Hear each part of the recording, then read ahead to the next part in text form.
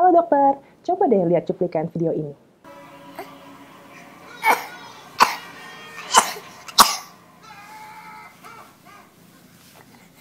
Nah, menurut dokter, anak ini sudah termasuk pneumonia yang berat atau belum?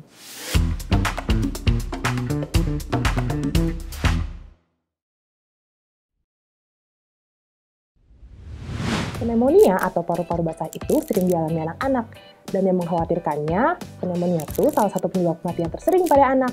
Makanya, kita perlu waspada kalau anak mengalami gejala gangguan pernapasan, kayak batuk, sesak napas, terus ada juga gejala infeksi umum, kayak demam, mual, dan muntah. Kalau dokter periksa, ternyata pada pemeriksaan paru perkusinya pekak, suara napas lemah, dan ronki atau wheezing, anak kemungkinan mengalami pneumonia.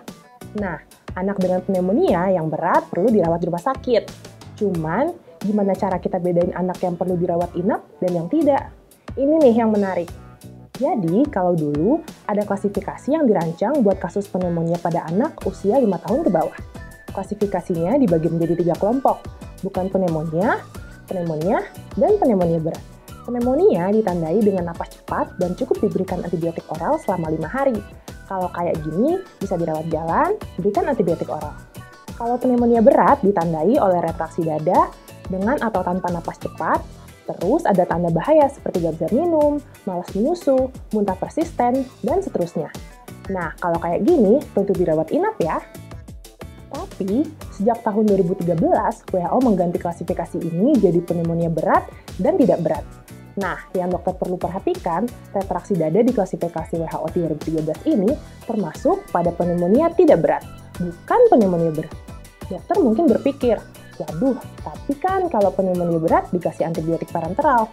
Kalau gini, nanti anak yang pneumonia dengan retraksi dada cuma dikasih antibiotik oral kayak amoxicillin aja dong. Well, actually ada penelitian yang nguji antara pemberian ampicillin parenteral dibandingkan dengan amoxicillin oral pada anak 3 bulan sampai 5 tahun yang terkena pneumonia berat. Hasilnya, efikasinya sebanding antara kedua obat ini. Makanya, sebenarnya perubahan klasifikasi dari 3 jadi 2 kategori oleh WHO ini mempermudah kita buat diagnosis pneumonia lebih cepat, mengurangi jumlah rawat inap, dan juga bisa menghindari resistensi antibiotik loh. Sebelum kita bahas lebih lanjut, yuk segera upgrade skills dan CV dokter melalui e-course di Alomedica. E-course ini dibawakan oleh dokter-dokter yang tentunya expert di bidangnya ya. Terus yang perlu tahu, e-course ini bisa dokter akses kapan saja dan di mana saja. Nah, tunggu apa lagi? Buka e-course di website Alomedica sekarang. Tapi, walau bisa diterapi dengan antibiotik oral, kasus pneumonia dengan retraksi dinding bawah itu sering dikaitkan dengan penularan yang fatal. Udah gitu, sebenarnya sulit loh bedain anak dengan pneumonia berat sama anak dengan infeksi berat, sepsis, ataupun kelainan jantung. In other words, diagnosis pneumonia walaupun udah disederhanakan oleh WHO masih tetap aja susah. Kalau mau tepat diagnosis menurut Pervez dan kawan-kawan, kita perlu benar-benar nilai gejala klinis pada anak. Lakukan pemeriksaan dada, cek saturasi oksigen, dan USG toraks atau paru. Tapi fasilitas kayak gini biasanya cukup terbatas ya, apalagi kalau di fase pertama. Sip, jadi walau tahun 2013 WHO bilang retraksi dada bukan penanda pneumonia berat pada anak, dokter perlu tetap waspada ya, soalnya memang retraksi dada sering dikaitkan dengan prognosis yang jelek. Buat penjelasan lebih detail, cek artikelnya di Alomedica.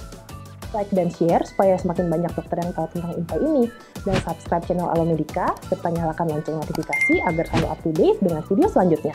Jadi dokter andal dalam genggaman, salam Alomedica.